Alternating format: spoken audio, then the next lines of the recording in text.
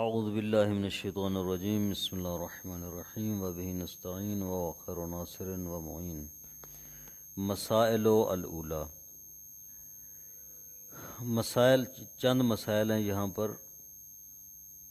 سب سے پہلا مسئلہ، الماء المضاف ما ای الشیء الذی لا یصدق علیہ اسم الماء باطلاقہ۔ مضاف پانی وہ ہوتا ہے جس پر پانی کا نام مطلقاً اپنے اطلاق کے ساتھ صادق نہ آئے، یہ نہ کہا جائے کہ یہ پانی مطلق ہے، نہ کہا جائے کہ یہ پانی خالص ہے، وہ مضاف ہوگا۔ مع صدقہ علیہ مال قید، جبکہ وہ پانی کسی نہ کسی قید کے ساتھ صادق ہے۔ مثلا کہا جائے کہ فلاں چیز کا پانی، مثلا سنگترے کا پانی، مثلا تربوز کا پانی، تو ایک قید ہے نا ساتھ اس کی، تربوز کی، سنگترے کی، مطلق پانی اس کو نہیں کہا جاتا، لہذا یہ مضاف ہے۔ کل معتصر من الاجسام، جیسے اجسام سے نچوڑا گیا پانی، جس طرح جوس ہوتا ہے، مثلا گنے کا جوس ہے، مالٹے کا جوس ہے وغیرہ، جوس معتصر نچوڑا ہوا۔ والممتزج بہا، یا ملا ہوا کسی چیز کے ساتھ، مزجن ایسے ملا ہو بسلبہ یسلبہ الاطلاق، جو اس پانی کے اطلاق کو سلب کر لے، اب اس کو مطلق نہ کہا جائے، اس طرح ملا ہوا ہو۔ کل امراق، جس طرح شوربہ ہوتا ہے، شوربے، یخنی، شکنجی، جو چیز، وہ پانی جس میں کچھ ملائی جائے اور اب اس کو مطلق نہ کہا جائے، اس کا اطلاق سلب کر لے۔ دون الممتزج علی وجہ لا یسلبہ الاسم، ایسا پانی مضاف نہیں ہوگا کہ جو ممتزج تو ہو لیکن ایسے طریقے پر ہو، اس طرح ممتزج ہو، ملا ہوا ہو کہ اطلاق والا نام اس سے سلب نہ ہو سکے۔ وَإِن تغیر لون، اگرچہ اس کا رنگ تبدیل ہو جائے لیکن پھر بھی اس کو یہ نہ کہیں کہ یہ مطلق پانی نہیں ہے۔ کل ممتزج بالتراب، جس طرح مٹی سے ملا ہوا پانی، جیسے نہر کا پانی جا رہا ہوتا ہے تو ظاہراً اس کا رنگ تبدیل ہو جاتا ہے، مٹی والا رنگ ہو جاتا ہے، لیکن کوئی یہ نہیں کہتا کہ یہ مطلق نہیں ہے، مضاف ہے، کوئی ایسے نہیں کہتا، بلکہ وہ پانی ہوتا ہے، اس پر پانی بے اطلاق ہی صادق آتا ہے۔ او طعمہ، یا اس کا ذائقہ تبدیل ہو جائے۔ کل ممتزج بالملح، جس طرح نمک ڈال دیں اگر پانی میں تو ذائقہ بدل جائے گا، لیکن کوئی یہ نہیں کہتا کہ یہ پانی جو ہے اپنے اطلاق سے خارج ہو گیا، مطلق پانی نہیں ہے، مطلق ہی سمجھے گا۔ وَإِنْ أُضِيفَ إِلَيْهِمَا، اگرچہ ملح اور تراب کی طرح نسبت بھی دی جائے، کہا جائے کہ یہ مٹی والا پانی ہے، کہا جائے یہ نمک والا پانی ہے، نسبت دی جائے، اس کے باوجود بھی یہ پانی خالص ہی رہتا ہے، مطلق ہی رہتا ہے، اس میں اطلاق اس سے سلب نہیں ہوتا۔ وَهُوَ أَيِ الْمَاءُ الْمُضَافُ طاہر، مضاف پانی پاک ہے، فی ذاتہ ہی، ذاتاً پاک ہے وہ، بحسب الاصل، اصل کے اعتبار سے، خود بخود تو پاک ہے، غیر مطہر لغیرہ مطلقاً، لیکن وہ پانی کسی مطہر سے پاک نہیں کرتا،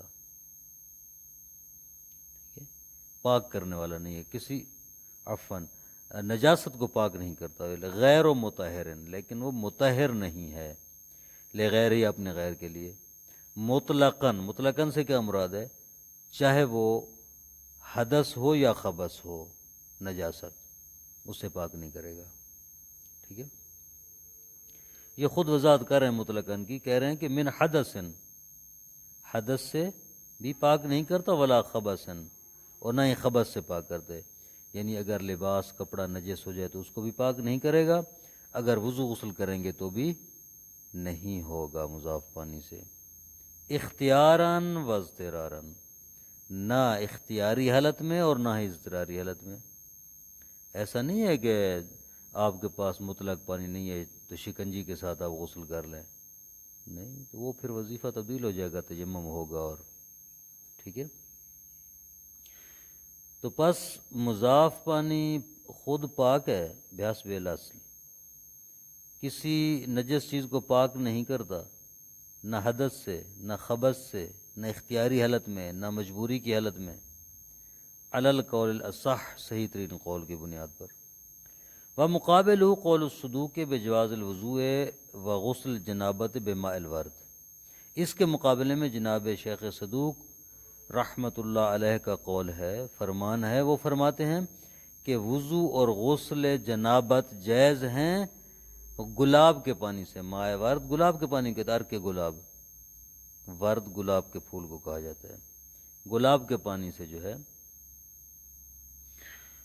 وضو اور غسل جنابت ہو سکتے ہیں، استناداً الی روایات مردودۃ، ایک ضعیف روایت کی طرف استناد کرتے ہوئے جو مردود ہے، رد کی گئی ہے، ہاں وہ روایت نیچے بیان کر رہے ہیں۔ والوائے المرویۃ عن ابی الحسن علیہ السلام قیل له، امام سے پوچھا کہ الرجل یغتسل بماء الورد ویتوضأ بہ للصلاۃ، ایک شخص ہے جو ماء ورد سے غسل کرتا ہے اور اسے وضو بھی کرتا ہے نماز کے لیے، تو قال، امام نے فرمایا لا بأس بذلک، کوئی حرج نہیں ہے، لیکن شارح کے نزدیک یہ روایت مردود ہے، ضعیف، اس روایت کو شارح قبول نہیں کرتے۔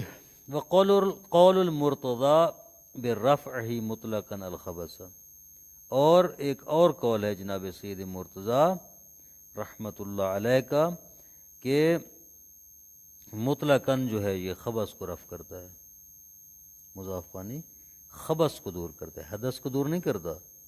اگر ہاتھ نجس ہو جائے تو آپ پاک کر سکتے ہیں، لیکن وضو غسل نہیں کر سکتے۔ ینجس المضاف وان کاثر بالاتصال بالنجس اجماعا، مضاف پانی نجس ہو جاتا ہے اگرچہ زیادہ ہی کیوں نہ ہو، جتنا زیادہ ہو۔ جب کثیر کا لفظ پانی کے لیے استعمال کرتے ہیں نا، اس سے مراد ہوتی ہے کر اور کر سے زیادہ پانی۔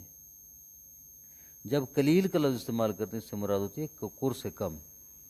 ویسے زیادہ ہو، مثلا ایک حوض بھرا ہوا ہے لیکن 384 لیٹر سے کم ہے، کر نہیں ہے، تو اس کو قلیل پانی، اصطلاح میں قلیل پانی کہا جاتا ہے، اصطلاح فقہ میں اس کو کثیر نہیں کہتے، ٹھیک ہے۔ لیکن 384 لیٹر اس سے زیادہ تو اس کو اصطلاح فقہ میں کثیر پانی کہا جاتا ہے۔ جہاں بھی فقہ میں کثیر اور قلیل پانی کے لیے استعمال ہوتے ہیں لفظ، اس کا مطلب یہی ہوتا ہے، قلیل پانی یعنی کر سے کم، کثیر پانی یعنی کر اور اس سے زیادہ۔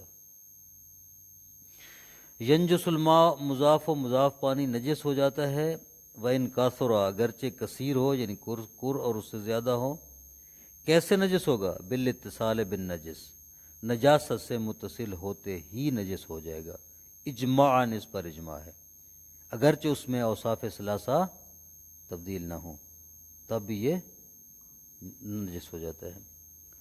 وَطُهْرُهُ إِذَا صَارَ مَاءً مُطْلَقًا، تو پاک کیسے ہوگا؟ کہتے ہیں یہ پاک اس وقت ہوتا ہے جب یہ مطلق پانی بن جائے، مضاف تھا مطلق میں تبدیل ہو گیا ہے، ٹھیک ہے۔ اس اوصاف ثلاثہ میں سے کوئی وصف بدلا تھا، مثلا اس کا رنگ تبدیل ہو گیا تو اب ٹھیک ہو گیا، ذائقہ اس کا بدلا تھا اب ٹھیک ہو گیا ہے، نجاست کی جیسے بدلا تھا۔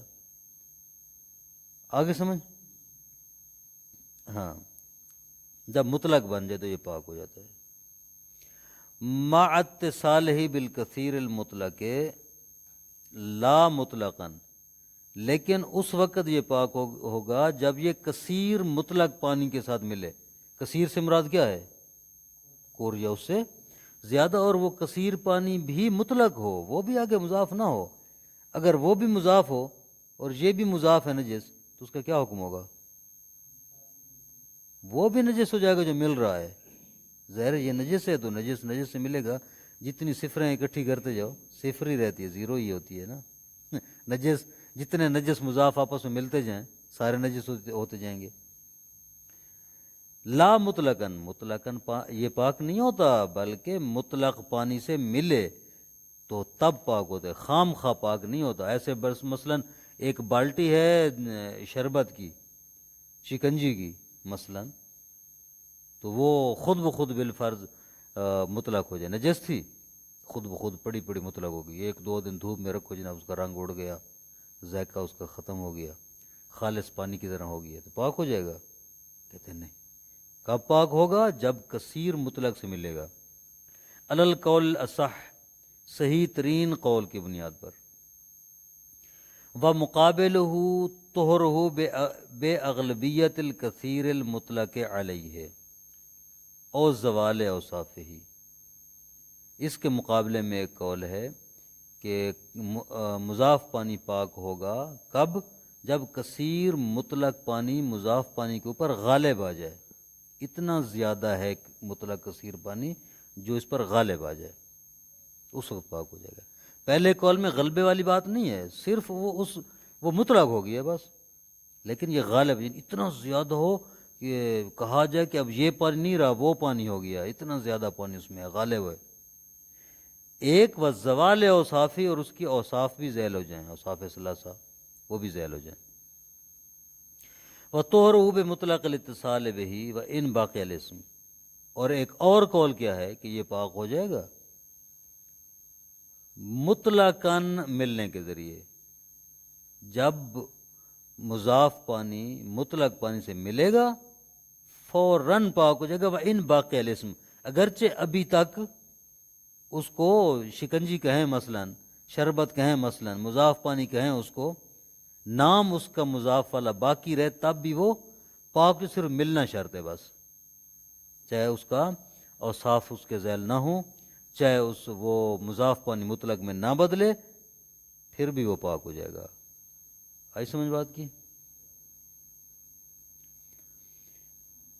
کہتے ہیں یدفعہما مع اصالت بقاء النجاست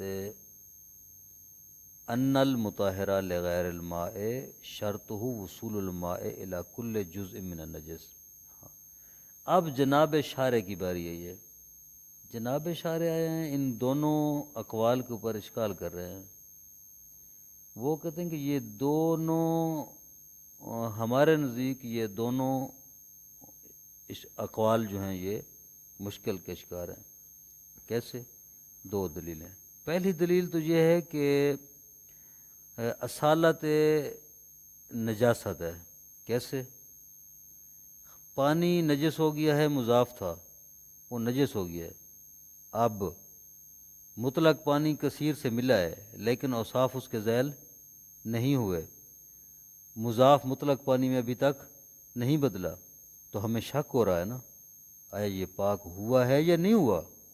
نجاست کا یقین تھا, اب پاک ہونے میں شک ہو رہا ہے, پاک ہوا ہے کہ نہیں ہوا. اصل کیا ہے کہ پاک نہیں ہوا. جب کوئی چیز نجس ہوتی ہے یقینی طور پر, اس کی اصل کیا ہوتی ہے؟ عدم طہارت. یہ ہوتا ہے نا, یعنی اصل اس کی نجاست ہوتی ہے. تو یہاں ہمیں شک ہو رہا ہے خالی مطلق پانی کے ملنے سے پاک ہوا ہے یا نہیں ہوا. کہتے ہیں اصل یہ کہ پاک نہیں ہوا. ایک تو یہ اس کی دلیل ہے. ٹھیک ہے, تو آپ نے کیسے کہہ دیا کہ بلا کہ مطلق پانی اس کے ساتھ ملا ہے, اور صاف ثلاثہ بھی ذیل نہیں ہوئے, مضاف مطلق پانی میں بدلا بھی نہیں, اور کہتے ہو پاک ہو گیا ہے, جبکہ اصالت ہمارے پاس بقائے نجاست ہے. ایک دلیل. اور دوسری دلیل کیا ہے؟ دوسری دلیل یہ ہے کہ پانی کے علاوہ اگر کسی چیز کو پاک کیا جائے,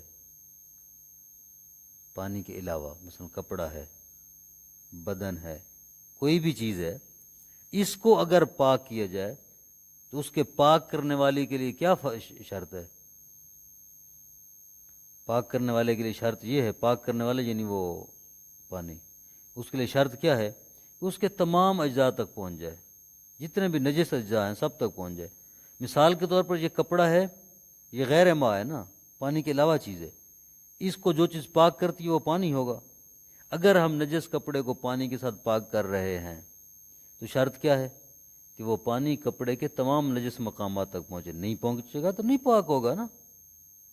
ٹھیک ہے, اب ہم اس کو اپنے معنی و فی میں تطبیق دیتے ہیں. جب قاعدہ کلیہ یہ ہے کہ جس بھی نجس چیز کو پانی کے ساتھ پاک کیا جائے ضروری ہے کہ پانی اس کے تمام نجس اجزاء تک پہنچے. جب مضاف پانی کو پاک پانی ملا کر آپ پاک کرنا چاہ رہے ہیں تو وہ جب تک مضاف رہے گا، اس کا معنی کیا ہے؟ اس کا معنی یہ ہے کہ پانی اس کے تمام اجزاء تک نہیں پہنچا۔ اگر پانی، مطلق پانی، مضاف کے تمام اجزاء تک پہنچ جاتا تو وہ سارے کا سارا مطلق ہو جاتا، مضاف نہیں رہتا۔ جبکہ ہماری صورتحال کیا ہے، ہمارا فرض کیا ہے؟ ہمارے فرض میں وہ ابھی تک مضاف ہے۔ اگر ابھی تک مضاف ہے، اس کا معنی ہے کہ مطلق پانی اس کے تمام اجزاء تک نہیں پہنچا۔ جب نہیں پہنچا تو پاک نہیں ہوا۔ ٹھیک ہے؟ یدفعہما، یہ دونوں قول باطل ہیں، ان کو رفع کیا جا سکتا ہے۔ کیسے؟ اولاً مع اصالت بقاء نجاست، ہمارے پاس اصالت بقاء نجاست ہے۔ اور دوسرا ان المطہرہ لغیر الماء، پانی کے علاوہ کسی چیز کو اگر پاک کیا جائے، شرط وصول الماء الی کل جزء من النجس، اس کی شرط ہے کہ پانی نجس کی تمام اجزاء تک پہنچ جائے۔ وما دام مضافن، اور جب تک پانی مضاف ہو، لا یتصور وصول الماء الی جمیع اجزاء النجسہ، یہ تصور نہیں کیا جا سکتا کہ پانی اس کے تمام نجس اجزاء تک پہنچا ہوگا۔ وَإِلَّا لَبَقِيَ كَذَلِكَ، اگر نہیں پہنچے تو ایسی اپنی حالت میں باقی رہے گا، نجس کا نجس رہے گا۔ وَسَيَأْتِي لَهُ تَحْقِيقٌ آخَرُ فِي بَابِ الْأَطْعِمَةِ، اور اس کی ایک اور تحقیق آ جائے گی اطعمہ اور اشربہ، یعنی کھانے پینے کے جو احکام ہیں ان میں ایک اور تحقیق بھی اس کی آئے گی۔ وَالسُّؤْرُ تَابِعٌ لِلْحَيْوَانِ الَّذِي بَاشَرَهُ، سور کسے کہتے ہیں؟ سور کہتے ہیں جھوٹی چیز، اپنی زبان میں کہتے ہیں جھوٹی چیز، کسی چیز نے اس کو جھٹلا دیا ہے۔ ٹھیک ہے؟ انہوں نے کیا تعریف کی ہے؟ یہ کہتے ہیں سور ایسا قلیل پانی جس کے ساتھ حیوان کا جسم مس ہوا ہو، نجس حیوان کا جسم مس ہوا ہو، حیوان کا جسم مس ہوا ہو۔ ٹھیک ہے؟ تو وہ پانی اسی حیوان کے تابع ہوگا۔ اگر نجس حیوان کا جسم مس ہوا ہے پانی، اگر پاک کا مس ہوا ہے تو پانی نجس نہیں ہوگا۔ اگر مکروہ جانور تھا وہ پانی مکروہ ہوگا۔ وَالسُّؤْرُ هُوَ الْمَاءُ الْقَلِيلُ، سور وہ قلیل پانی ہے، الَّذِي بَاشَرَهُ جسم حیوان، جس کے ساتھ حیوان کا جسم ملا ہے، مس ہوا ہے۔ یہ سور تابع خبر ہے سور کی، سور مبتدا تابع خبر، یہ سور تابع ہے للحیوان الذی باشرہ، اس حیوان کے تابع ہے جس حیوان نے اس کو مس کیا ہے۔ کس چیز میں تابع ہے؟ فی الطہارت والنجاست والکراہت، طہارت، نجاست اور کراہت میں۔ اگر جانور نجس ہے تو پانی نجس ہو جائے گا، جانور مکروہ ہے تو مکروہ ہو جائے گا، جانور پاک ہے تو پانی پاک رہے گا، نجس نہیں ہوگا۔ یکرہ سؤر الجلال، جلال حیوان کا جھوٹا سور جو ہے اس کے جسم سے مس شدہ پانی مکروہ ہے۔ جلال کی پہلے بات آئی تھی، جلال کسے کہتے ہیں، اور یہ یہاں بیان کر رہے ہیں۔ هو المتغذی بعذرات الانسان محضن، جلال وہ حیوان ہوتا ہے کہ جو صرف انسان کا پاخانہ کھائے، الا ان ینبت علیہ لحمہ، اتنا کھائے کہ اسی عذرا کے ذریعے اس کا گوشت جو ہے وہ بنے، گوشت اس کے اوپر پیدا ہو، واشتدت عظمہ، اور اس کی ہڈیاں مضبوط ہوں، او سمیا فی العرف جلالا، یا عرف عام میں اس کو انسان کی گندگی کھانے کا نام دیا جائے، کہا جائے کہ یار یہ تو سارا دن انسانی پخانے کھاتا رہتا ہے جانور، عرف عام میں اس کو جلال کہا جائے۔ تو اس کا جو سؤر ہوگا وہ کیا ہوگا؟ مکروہ ہوگا۔ کب مکروہ ہوگا؟ قبل ان یستبرأ بما یزیل الجلل، اس سے پہلے کہ اس کا استبراء کیا جائے ایسے طریقے سے جس کے ذریعے سے اس کا جلال ہونے کی صفت ختم ہو جائے۔ ہے نا وہ کیا کہتے ہیں، وہ آئے گا، بات آئے گی کہ یہ اونٹ اگر ہو تو اس کو کتنے دن روکا جائے، بکری ہو تو کتنے دن، گائے ہو تو کتنے دن، ٹھیک ہے نا، نجاست کھانے سے روکا جائے تاکہ اس کا استبراء ہو جائے تو وہ پاک ہو جائے گا۔ تو یہ استبراء کرنے سے پہلے اس کا جو سور ہے وہ مکروہ ہے۔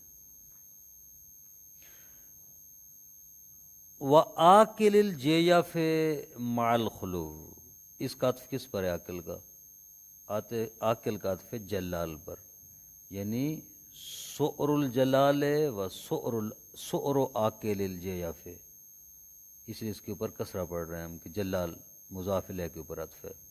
وآکل الجیف، مردار کھانے والے جانور کا سور بھی مکروہ ہے۔